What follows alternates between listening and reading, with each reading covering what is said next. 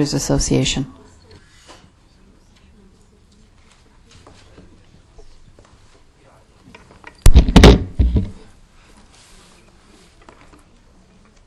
Hi, good afternoon. My name is Gary Steck, and today I'm wearing several hats.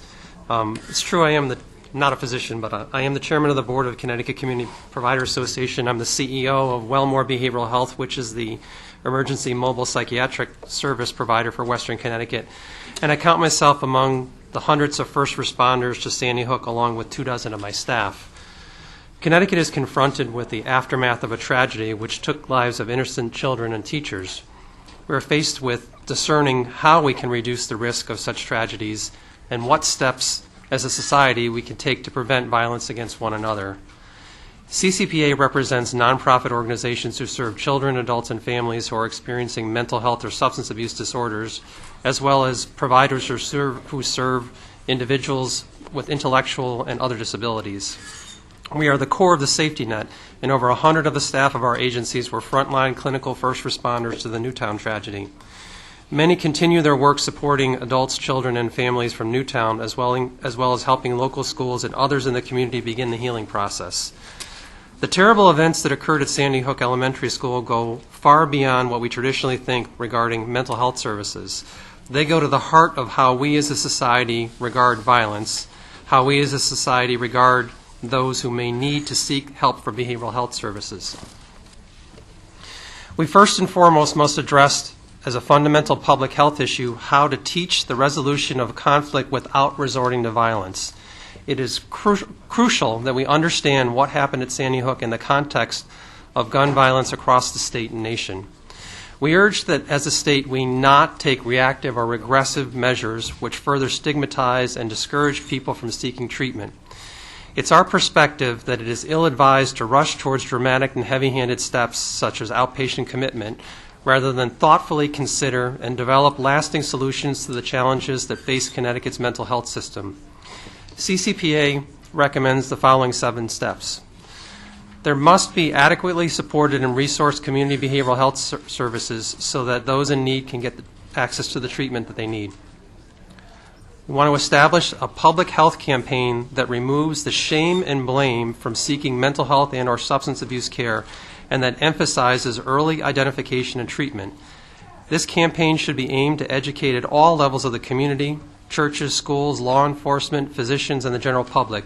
It should include understandable language about symptoms of mental illness, including early signs of depression in children, youth, and adults who may be at risk for suicide, the prevalence of mental health disorders, the effectiveness of treatment, and how to engage troubled young people in services. We suggest an expansion of school-based behavioral health services and encourage direct collaboration between schools and providers to improve identification of children and adolescents showing signs and symptoms of behavioral health issues and then linking them to the community mental health system. This will assure the children and families who are identified with the problem are actually tied to a system of care.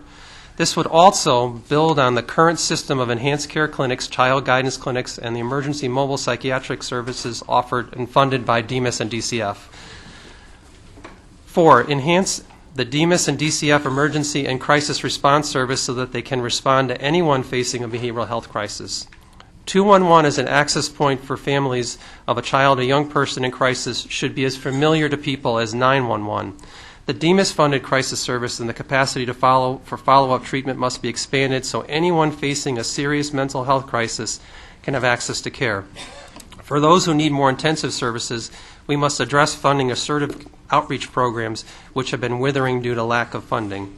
5, strengthen services to 16 to 25-year-old young people with serious mental illness when serious mental illness often manifests itself and substance abuse increases as well as suicide. Such services must be broadly available. The only targeted mental health services to this age group are through DMIS program grants, which target youth transitioning from DCF, as the commissioners previously said, and they're not available to the broader public. 6, access to all behavioral health services is also hampered by lack or limited private insurance coverage for therapeutic outreach and engagement in in-home services. Such limitations in coverage must be addressed as a part of expansion of healthcare reform. 7, Examine the lessons learned from our response to Newtown and assure that the state's disaster preparedness planning includes the community response system, emergency personnel, and healthcare professionals who are the frontline responders.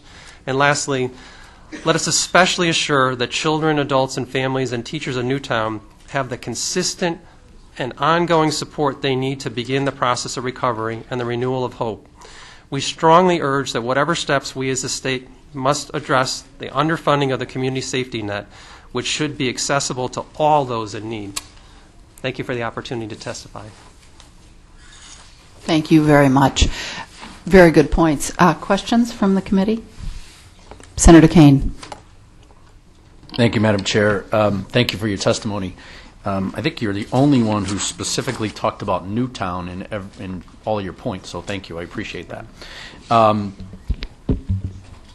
My question is on the other side of the question I asked Commissioner Reamer, which is about the access to care. And you deal with people with private insurance as well. Yes. And can you just speak to that, meaning the Commissioner said that if you are on Medicaid or Medicare, I don't know if she said unlimited access, but pretty much there were not co-pays. There was the ability to get access to care, whereas private insurance you do not, or it's harder because of co-pays or access, or because of how many times you get to make these visits, let's say. So can you just speak to that difference for me? In my opinion, the Medicaid and Medicare benefit is substantially better than what virtually anyone could get in the private insurance world. And there are services that the state of Connecticut purchases that are comprehensive, home and office-based, school-based, that are simply not available through private insurance and are not reimbursable under private insurance because they're not required by law to do so. How would we fix that? Well, we could mandate some of these services, or we could fully implement parity laws that exist that actually, in language, would require consideration of flexible use of benefits that were already available. Could I comment? Yes, Senator Kane. I'm Sheila Amder. I'm the executive director, interim executive director, of the Connecticut Community Providers Association. I think there are two issues in relationship to access. First, let me just say to the latter question, I think Vicki Veltri, who the Office of Healthcare Advocate, is, I think, looking at trying to convene both the private sector as well as state commissioners around the whole access issue, and looking how we can actually develop, finally, parity in our mental health system. Because historically, the private industry, from the time that we had state institutions in the 19th century, and maybe we didn't even have insurance then, but since we've had private health insurance, has always assumed that any child or adult with a serious mental illness should be treated in the public sector, and that the dumping into the public sector is really pretty atrocious, and it continues today, even with parity. The second issue is, even though the benefit is much better under Medicaid, the payment system is terrible. So we have a system of community child guidance clinics throughout this state. They all have child psychiatric involvement. They have psychiatrists in charge of the treatment. They have very well-skilled staff. They take all comers, private or public payers. The problem is, first of all, that the private payers pay for very little, and the second problem is that Medicaid pays so little that they can't expand to meet the demand. And when we think of what's going to happen next year with the expansion under health care reform, how do we think those folks, all of those folks who are going to be flooding the system, are going to get access? It's an issue that we really have to pay attention to. And really think about it in terms of longevity. Yes, it will cost us more to raise Medicaid rates, but if we really look at utilization and we look at the cost we save down the road, maybe it isn't so expensive. Thank you. Excellent question. Informative, illuminating answer. Representative Srinivasan. Thank you, Madam Chair. In trying to find the connection between adequate, appropriate mental health services and trying to connect that to gun violence, I know we have no predictor for any of these gun violence at all. we did hear from previous testimony, depression was one entity where you may relate that to the possibility of gun violence. Since we are dealing with mental illness and gun violence in this particular task force together, eventually, tomorrow and going forward, would you say that when we go to any of these private providers, that, of course, asking them to cover mental illness as a total, would be great if they could do that. But are there carve-outs in terms of ages or particular groups of people that at least is a first step going to the private insurers so we can get better coverage for our children in terms of mental illness with concern to gun violence?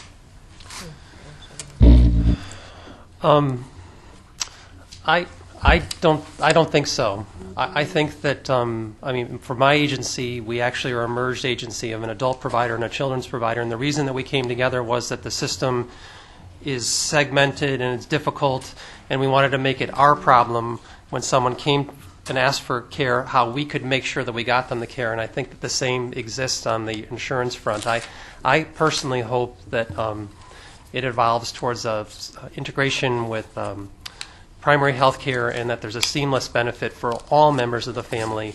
And I can tell you from our own experience that there are, if you will, different benefits for adults, different services for children, and if you were not an expert or someone that sat at this panel, there's no way that you could possibly navigate the system yourself. So I do hope that it's looked at holistically.